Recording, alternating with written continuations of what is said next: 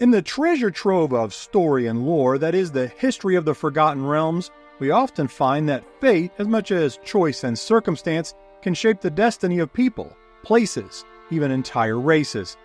Such is the case with today's realm's lore. The dark elf Drow and Lolth, the queen of the Demonweb pits, are so inextricably linked that it's hard to think of one without the other, and for good reason. The Drow are her people, and she is their goddess. But it was not always this way. This is one of many origin stories, a tale of an adored and influential elven goddess, a war upon the elven pantheon, and the insidious corruption of unchecked ambition. The genesis of Lolth, the Dark Mother and Mistress of Lies, right now on Riches and Liches.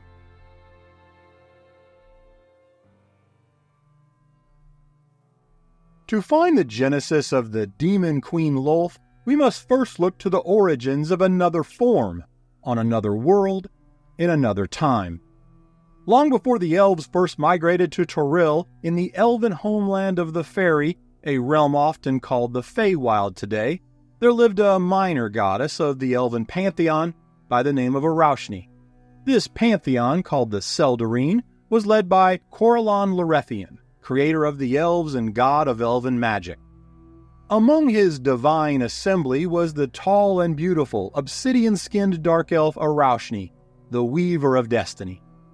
As the goddess of the elven arts, she was revered for her mastery of silken threads and intricate designs. Her nimble fingers wove elaborate tapestries that captured the essence of elven life, depicting tales of heroism, love, and the delicate balance of the natural world.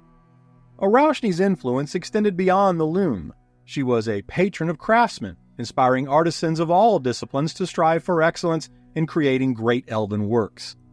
Her divine energy influenced their creations with a touch of magic, transforming ordinary objects into art that resonated with the soul of the Seldarine.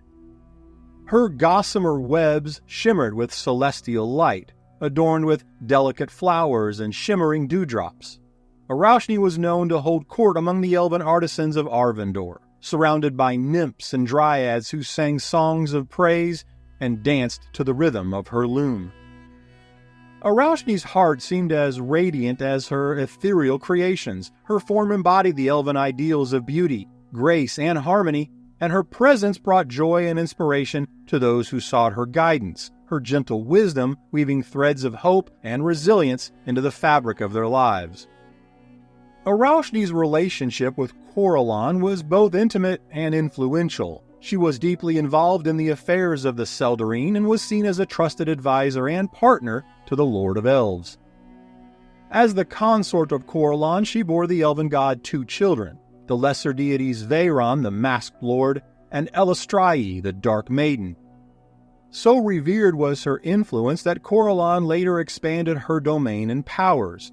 As the goddess of weavers and a spinner of fate, Corellon decreed the destiny of the Sisri Tel Quasir, the dark elves that mirrored her own obsidian skin, be placed in the hands of Araushnee. The goddess of the dark elves' benevolence was boundless. She nurtured the budding talents of young artists, encouraging them to explore the depths of their imagination to express their own unique visions. Her mentorship fostered a thriving artistic community where creativity flourished and innovation was celebrated, eternal influences that can be seen in the distinct elven art styles to this very day. Yet, over time, despite her lofty and expanding status among the gods and the elven people, Araushnee desired more. A seed of chaos and corruption was slowly growing in her heart, her scheming mind always reminding Araushnee that true power is not given, but seized. Caring not for the powers she had, only consumed with powers she did not, Araushnee jealously craved godly domains beyond her role, coveting Corellon's position and the influence he held as the leader of the Seldarine.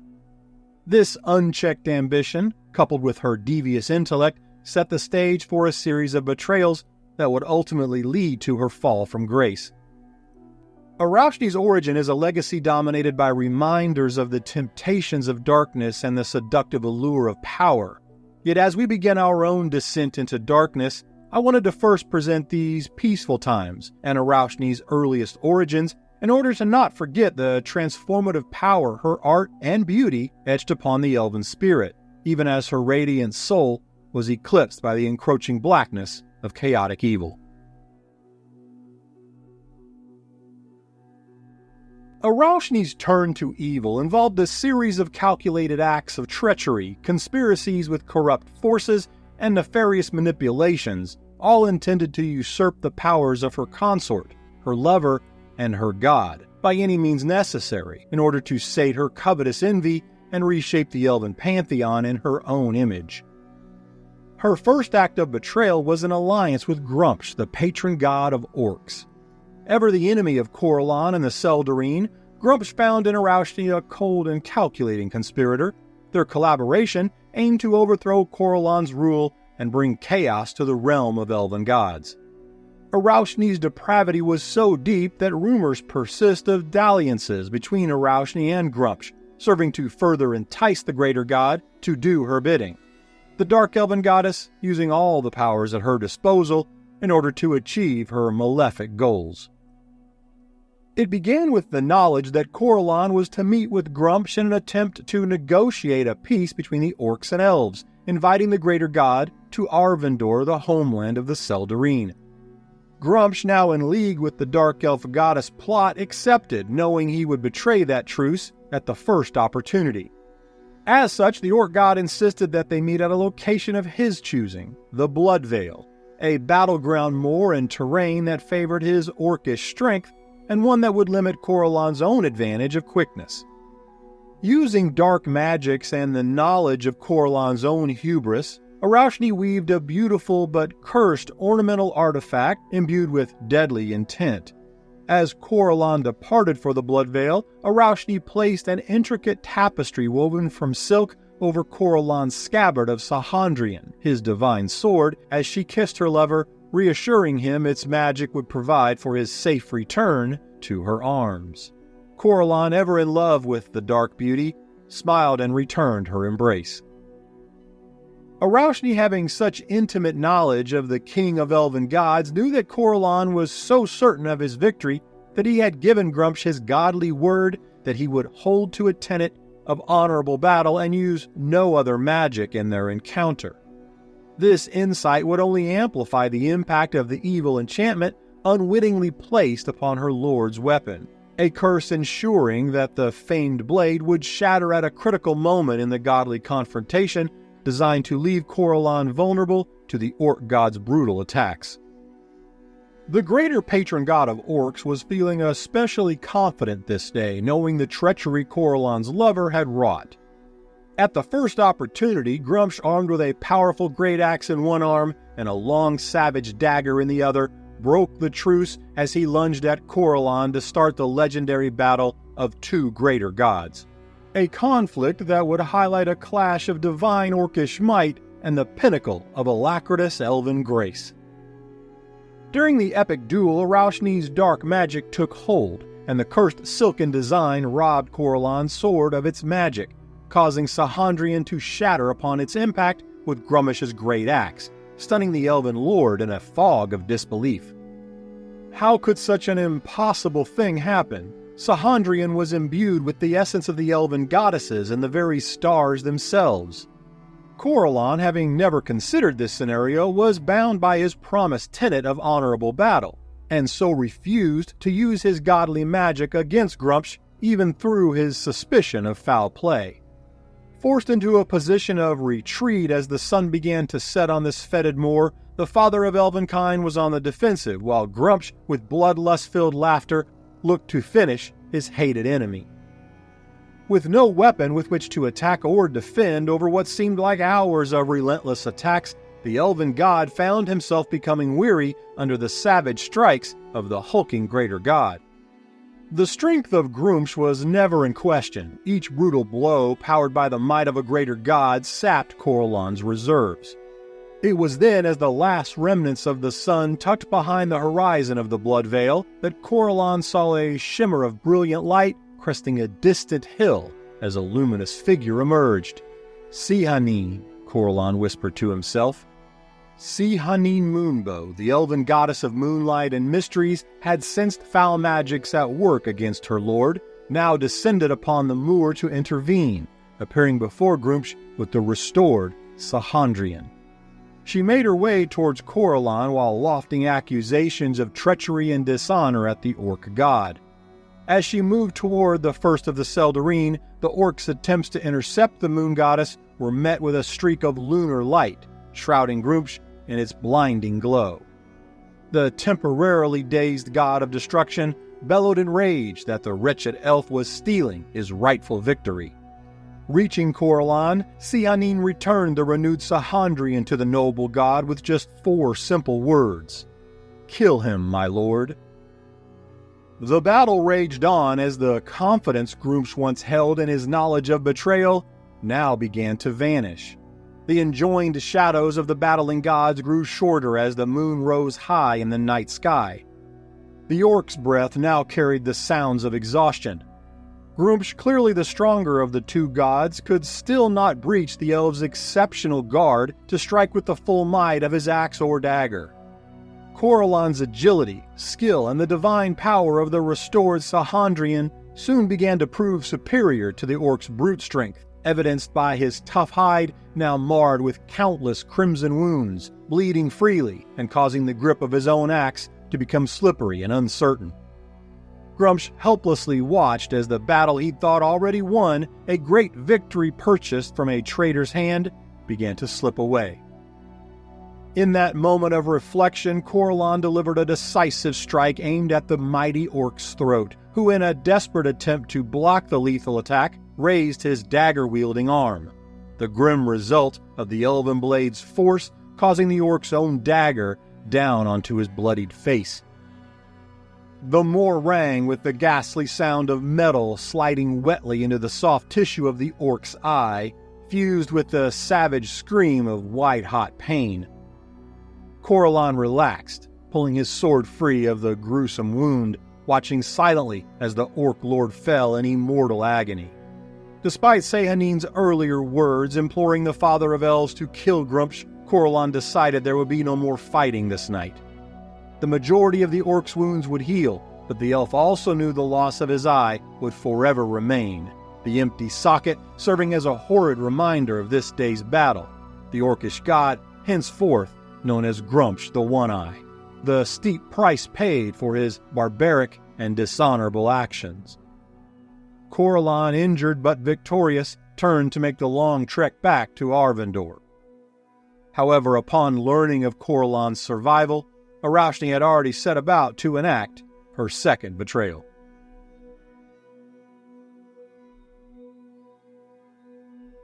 From the moment of Corellon's triumph over Gruumsh, Araushnee's ever-sinister mind once again began scheming. Slipping unseen into a realm called the Hunting Lands, the Dark Goddess sought to entreat another malevolent god into her web of lies and betrayal. This time, the savage lord of beasts and the hunt, the lesser deity Malar. With seductive words intent on stroking the brash god's ego, the dark elven goddess sought to enrapture the lesser deity into becoming her next pawn. Appealing to the beast lord's own ambitions and desires, Araushnee lured Malar with visions of glory and the greater powers he would gain by killing the mighty lord of the elven pantheon. Surely many worshippers of the fallen Gruumsh would flock to Malar in the wake of such a legendary victory, making him a greater god. To seal the pact, Araushnee showed just how hate-filled her heart had become in offering Malar an additional incentive, callously promising that once her rule presided over the Seldarine, she would send scores of fair-skinned elves into his domain for Malar's followers to hunt and kill to their merciless heart's desire. Tempted by the prospect of gaining new domains of influence and worshippers as a greater god, as well as being able to hunt fresh elven prey, Malar agreed to this second betrayal. Araushnee, wearing a baneful grin on her face, sent the Beast Lord through a planar portal directly to the forest of Arvindor, where Malar would find the already wounded Corellon, seeking to assassinate the leader of the elven pantheon. Under a canopy of towering trees, a wounded and weary Corellon was making his way back to the elven homeland from his storied victory over Grumpsh when he felt a predatory presence in the dense, verdant forests. Corellon immediately sensed it was Malar, shouting out a warning to the unseen Beast Lord that hunting in Arvindor was forbidden, and giving the lesser deity an opportunity to depart peacefully. However, before Corellon could utter another word, the primal god of the hunt, growing with bolstered confidence upon witnessing the crimson-stained bandages worn by the elven lord, let out a terrible growl as he lunged from invisible shadows with a vitriolic proclamation. "I hunt wherever I want, and whomever I want," roared the ruthless lord of beasts. In his black, fur-clad beast form, one of two primary manifestations of Malar, the evil deity pounced upon the already injured Corellon, his eyes burning with the thrill of the chase, savoring the weakened state of his prey. The trees trembled as his claws raked through the air, leaving trails of shadow in their wake. Corellon, despite his injuries, met each attack with the precision of a seasoned warrior. His elven blade, Sahandrian forged in elven starlight, clashed against Malar's bestial fury, sparks raining like fallen stars. The exchange was furious, Malar driven by the instincts of an apex predator and the prized opportunity his hobbled prey now offered. The Beast Lord lowered his head and charged, as branching antlers sprouted from his head, each tip a purpose-built instrument of impaling. But Corellon stood his ground, thrusting his sword upward into the antlers. With a twist and a heave, he used Malar's own momentum against him, sending the Beast Lord hurtling through the air and landing hard upon his back. In an instant, the Elven Lord was upon him, pinning an arm and pressing his sword to the Beast Lord's throat. Corellon once again hesitated to kill, instead demanding Malar yield, telling the lesser power he may yet leave this forest alive. Malar snarled and swiped at Corellon's legs with his free arm. Corellon parried the blow, severing one of Malar's enormous claws in the process. The Seldarine god then slashed back at Malar's throat, but the Beast Lord vanished.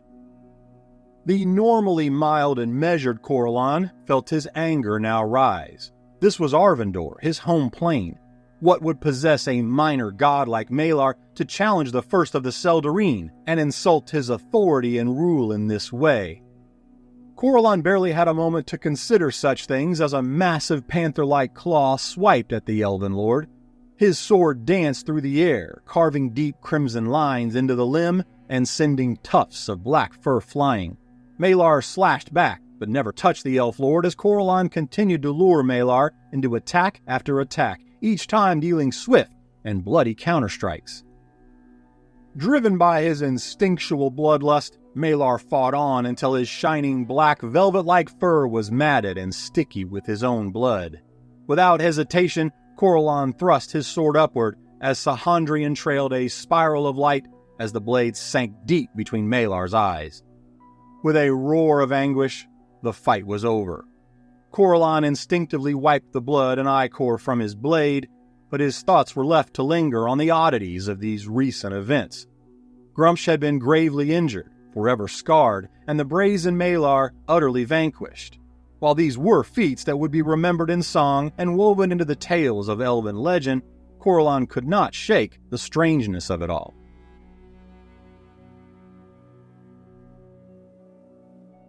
While the historical accounts vary regarding the chronology of the events to follow, we know that Araushnee, thus far having no luck with her manipulation of singular nefarious entities, began plotting her third and most elaborate betrayal. Conspiring with the revenge-seeking Orcish god Grumpsh and her son Veyron, together they gathered a coalition of greater and lesser deities of chaos and evil.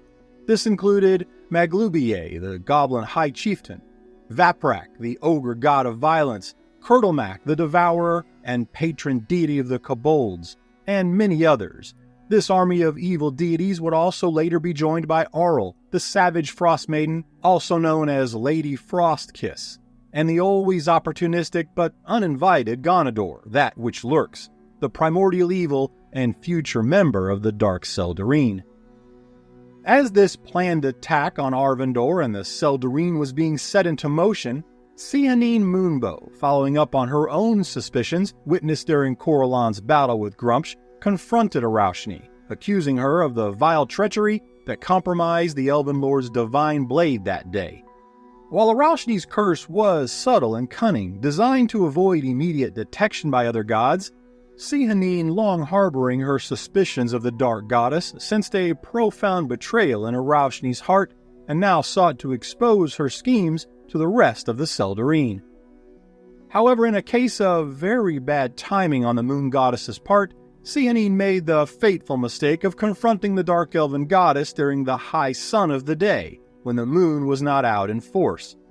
With Sehanine at her weakest, Araushnee was able to imprison the Goddess of Moonlight, wound tightly in a gossamer cocoon of her own dark silken magic.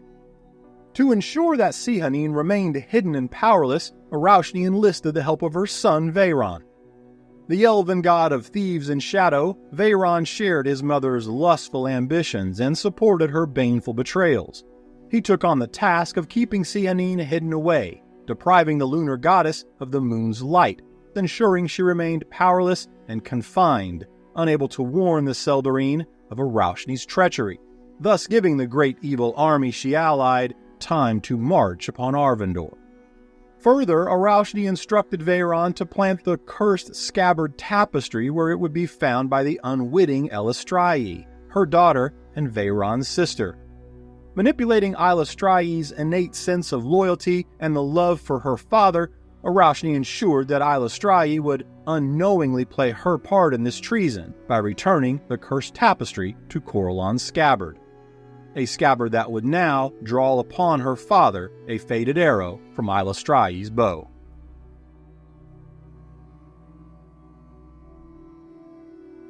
The culmination of this series of betrayals occurred during a great battle known as the War of the Seldarine, an historic conflict that saw the gods of the elven pantheon battling against those forces of darkness gathered by the ebony hands and blackened heart of Araushnee.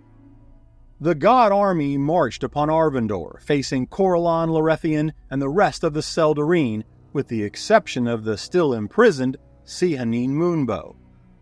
The Seldarine marshaled their forces to stand against the encroaching darkness, led by Coralon again wielding his great sword, Sahandrian, unaware once again that the scabbard ornament woven by his love Araushnee and returned to him by his unwitting daughter was cursed with foul magics. As the armies clashed, Araushnee and Veyron feigned to defend the Seldarine, but in truth they subtly assisted the forces of evil, guiding their attacks and sowing confusion among the elven defenders.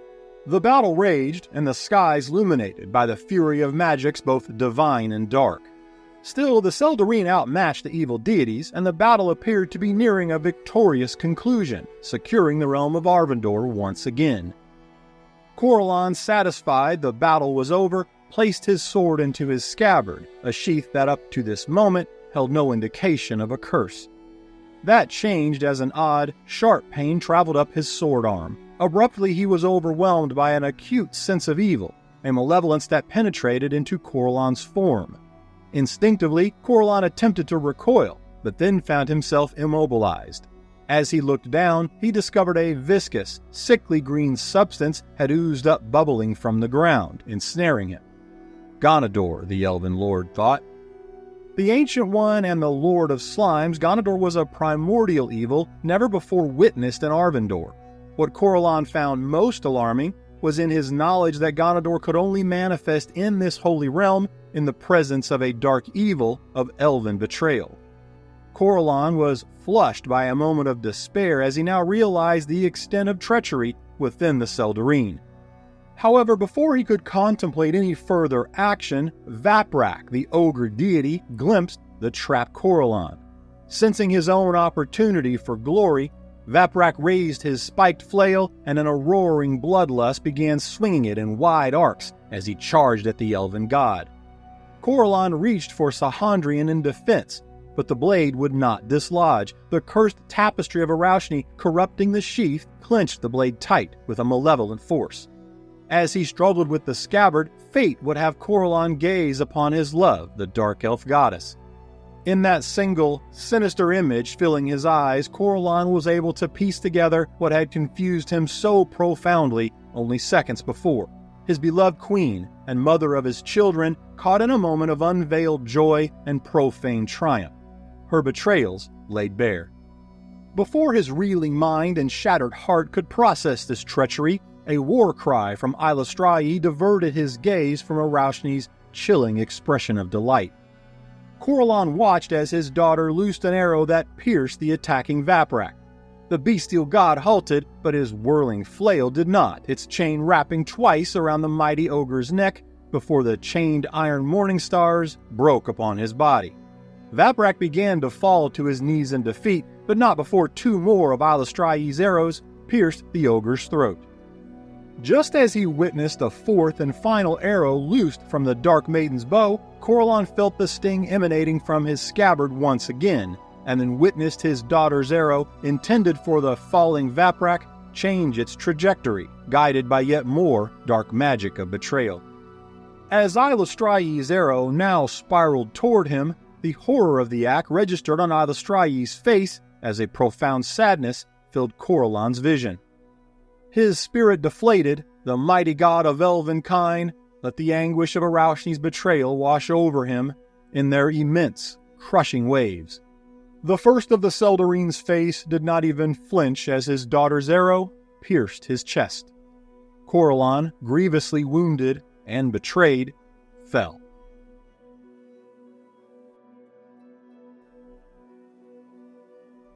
Throughout this war, Araushnee's cruelty and deceit were on full display, twisting events and individuals to further her own ambitions.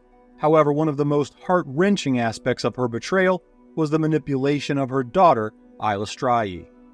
The Dark Maiden, goddess of dance, song, and the hunt, was known for her kindness and dedication to the elven people, and she held a special place in Corellon's heart, a bond that Araushnee heartlessly exploited to advance her own unchecked ambitions. Araushnee's dark curse had taken hold of her daughter's fateful arrow, fired true, yet altered and drawn by hate to strike Corellon down. As Corellon lay fallen, the battlefield fell silent, a stunned disbelief settling over the Seldarine and their allies. Araushnee, seizing the moment, rushed to kneel beside Corellon, her cries of anguish and mourning well acted, but echoing as hollow as the tears of the cruelest crocodile. As her face contorted in an imitation of grief, she declared her despair at seeing her lover killed. It was a performance meant to deflect suspicion. However, Hanali Selenil, the goddess of love and beauty, sensed all was not lost. She spoke with conviction, declaring that Corellon was not yet dead, that he could be saved. A penetrating gaze from the kneeling dark elf goddess shot up at Hanali, damning her for mocking her loss and grief. Hanali, undeterred, pushed aside the dark elf consort and took her place by Corellon's side. It took all of Araushnee's will to hold her rage in check and maintain the deception of her bereavement, as Hanali confirmed that indeed Corellon still lived. She noted that the arrowhead designed for piercing the tough hide of ogres had not struck a fatal blow, while also casting some doubt as to Araushnee's intentions. Quickly calling upon Airdrie Fania to assist, the two began tending Corellon's grave wounds. Despite their combined efforts, Corellon did not yet revive. A palpable aura of despair and residual evil seemed to permeate his spirit, the result of Araushnee's hidden but insidious dark magics. The members of the Seldarine gathered around their fallen leader, chanting softly to speed his healing. In her feigned grief, Araushnee did not join the chorus. Instead, she pulled a shining vial from the folds of her black silken gown, with malefic intent to finish Corellon with a powerful poison. With a deceitful tongue, she proclaimed it was the water of Elysium, and lifted the vial to Corellon's lips. Before she could administer this final treason, a ray of brilliant moonlight struck, shattering the vial and Araushnee's treacherous dreams into vapors. The attacking moonlight then softened, giving way to the ethereal form of Cyanine Moonbow. Araushnee, enraged, could no longer withhold her vile contempt for these fair elves and their ordered goodness. her normally beautiful visage contorted with fury as she glared upon her son Veyron. "You idiot! It was too soon! Too soon! Another day and I would have had so much power that Siamin could have done nothing. But you have destroyed us both." In that moment, Hanali Selenil, the elven goddess of love and beauty, Airdrie Fania, the winged Averiel goddess known to many as Akadi, and Sihanine Moonbow, the goddess of lunar moonlight, each stood side by side as they coalesced into a luminous mist before forming into a single radiant goddess. Angarath, the triune goddess, one that would, in time, come to be known as the Queen of Arvindor. As Angarath walked towards Corellon, she spoke in a voice that was wind, moonlight, and music. "I am Angarath, born of the greatest of the goddesses. I am 3 and I am 1. 3 to ensure that treachery never again enters the heart of a goddess of Arvindor, and 1 to stand at Corellon's side." As Angarath finished speaking, she touched her hand to Corellon's forehead and then to his heart. A brilliant light shrouded the elven god as his wounds closed. Corellon awoke, his eyes resting upon Araushnee. Sihanine recounted Araushnee's betrayal and Veyron's complicity, detailing the depth of their treachery. The Council of the Seldarine convened right then and there to determine the fates of the 2 dark conspirators. First, exile for Veyron, cast out of Arvindor. Betrayed yet again, Veyron, ever jealous and loathing of his sister, branded the Dark Maiden as a 3rd traitor, aiding their plots with full knowledge of the betrayals. Araushnee, at the silent urge of the Masked Lord, callously confirmed Ilastrae's implication. Although Corellon did not believe such accusations, sensing she was manipulated, an act only further fueling Veyron's hate of both his father and sister, Ilastrae nonetheless agreed to be exiled alongside her brother, vowing to be a balance of good to the evil the Lord of Shadow would place upon the mortal world. Corellon, filled with both sadness but also pride in Ilastrae's selflessness, bid her to go with Veyron, but sternly warned the Lord of Shadows that should he ever lift his hand against Ilastrae, his immortal life would be forfeit. Turning to Araushnee, Corellon uttered the words that began her own banishment. "Be what you are, and go where you must." As the fateful words crossed his lips, Araushnee began to change. Before the horrified eyes of the gods, the dark elven goddess's form grew to monstrous size. Her limbs lengthened, thickened, sprouting hairy setae, and dividing until they counted 8. Her tall, graceful form transforming into that of a vile fusion, a twisted demonic spider, yet still retaining some remnant vestiges of her immortal beauty. Shrieking like the damned abyssal creature she now was, Araushnee advanced upon her former lover. The elven gods drew their swords in defense of their lord, but Corellon ordered them to hold. This was a personal duty of the god, one that he must impose alone. Reluctantly and filled with a blend of anger, sadness, and loss, the first of the Seldarine tossed the accursed tapestry upon his scabbard aside and drew forth his divine blade. No longer Araushnee, but not yet Lolth, the unholy fusion of demonic spider and remnant dark elf goddess dropped into a predatory crouch and slowly began to circle that which she hated more than anything. Corellon remained on the defensive, unwilling to make the first strike against his former partner, his former true love. The Tanaree monstrosity spoke a few sibilant words as she spat a stream of acid-like venom at the father of elves. The flat side of Sahandrian protected its master as the demonic venom hissed as it battled the elven blade's protective magic. Sahandrian held, and Corellon's defensive movements deflected the alien-esque acid back upon the Tanaree demon. The former dark elf goddess screamed in agony as the potent toxin singed hair from her arachnoid form, eating deep into the flesh beneath. the monster recoiling for just a moment before lunging at Corellon in a rush, her sharp mandibles clacking as they sought to taste Corellon's flesh. The Elf Lord swung Sahandrian in response, effortlessly slicing through a hairy appendage. Yet, beyond all reason, she came on again in a frenzied bloodlust. 3 more times she attacked, and 3 more times she disengaged, each resulting in a lost ichor-dripping stump. Corellon knew that despite her betrayals he had not the heart to kill her, yet he knew she would never stop coming at him as her wounds already began to heal. And so it was with a heavy heart that Corellon opened a portal and cast her into the abyss, forever banishing the former elven goddess from Arvindor. Her vile curses filled the forest as she fell, promising her former lover that he would never be rid of her, her hate-filled vulgarity echoing until the words were lost in the howl of abyssal wind. Amid a desolate silence, Corellon finally spoke, his words hanging in the air before settling deep upon the Seldarine as the portal closed. The Battle of Arvindor is over, and Araushnee has lost.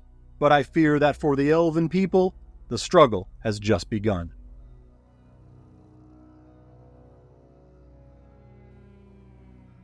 And this Part 1 tale concludes not only the end of Araushnee, but the earliest genesis of Lolth, the Queen of Spiders and the Dark Goddess of the Drow. But we are so far from done with this tale, so I hope you will join me for Part 2, Volume 8, where we descend into the very depths of the abyss in search for the 66th lair, Lolth's domain, known as the Demonweb Pits. If you'd like to support the work I do, as I try to keep the content sponsor-free, please check out the links below. Free Patreon memberships where I have an ever-growing library of show-specific art and player and DM-focused homebrew resources. Plus free Discord access, a Buy Me a Coffee donation link, and if you think I earned it, please like and subscribe. Thank you for listening, and until next time remember, the only limitation at your table is your imagination.